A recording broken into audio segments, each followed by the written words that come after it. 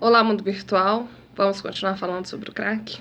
Essa droga tão potente que realmente se mostra os dependentes, tanto nas redes sociais, mas se fala muito pouco sobre a substância em si.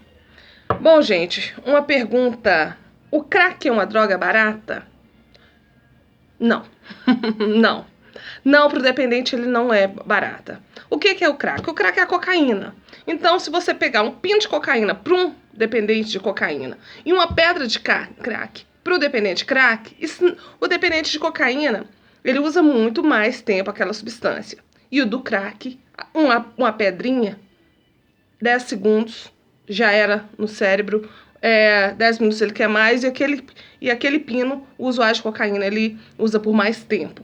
Então, é uma droga, a cocaína, relativamente um pouco mais cara do que o crack, mas a diferença é o seguinte, que falando-se de crack, o desejo da pessoa querer a mesma substância, só que de forma diferente, faz com que ele gaste cada vez mais. Então, para o dependente de crack, o crack não é barato, não. De forma alguma.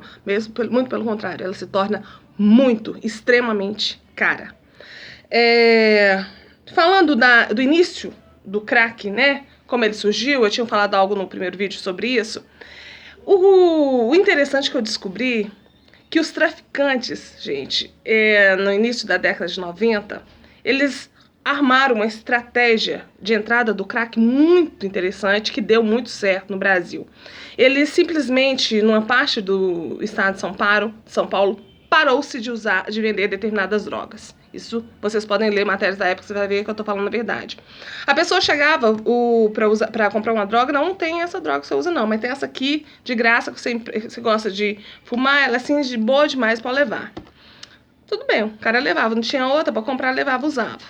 Depois suponhamos viciado em maconha, ele voltava lá para comprar, né, a droga. Aí ele tinha que fazer a tal venda casada, né? Te vendo a maconha, mas você tem que comprar o crack também. Aí a pessoa começava a fazer os dois, afinal já tinha feito aquela onda e tal. E foi assim que eles conseguiram, né, uma estratégia muito bem sucedida, né, no início, como eu falei, finalzinho de 80, início de 90, entrar com o crack de uma forma tão drástica no estado de São Paulo. Eles começaram dando, de certa forma, para alguns usuários, pararam-se as vendas e trouxeram essa droga que ninguém na época conhecia. Como se diz? O crack, gente, ele surgiu bem na época da epidemia do HIV.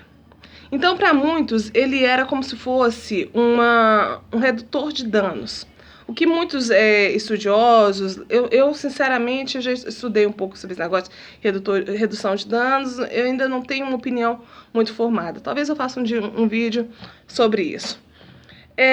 O que aconteceu? Como ele estava bem naquela epidemia do HIV, as pessoas não deram muita importância para o crack. Elas começavam a ver o crack como redutor de danos. Poxa, se a pessoa está usando determinada droga aqui, pode trazer com que ela venha a utilizar a se contaminar com HIV, talvez ali com crack, aquela substância, né, inalada, vai ser diferente. Então não tinha-se muita preocupação com, como se diz, que a pessoa fosse ou não sobreviver quanto ao crack. O crack vicia realmente desde a primeira vez? Olha só, eu vou até falar pela parte que eu li. Quando essa droga iniciou, tinha um fundo de verdade devido a relatos dos usuários na época, gente. No início, devido a como ser tão desconhecido e os traficantes darem essa droga, com tantas quantidades para o pessoal, eles achavam realmente que eles estavam fumando e aí um mês eles já estavam, Deus a primeira, já viciados. Mas não tinha-se estudo, não tinha-se relatos, mas o crack é uma roleta russa. Você vai pagar para ver se realmente na primeira vez, na segunda vez, você vai estar viciado. Bom, gente, eu tenho poucas informações, achei essas que eu coletei aqui interessantes. Eu vou gravar um outro vídeo falando mais sobre mitos. Obrigada que tenham gostado. Beijo da linda e até mais.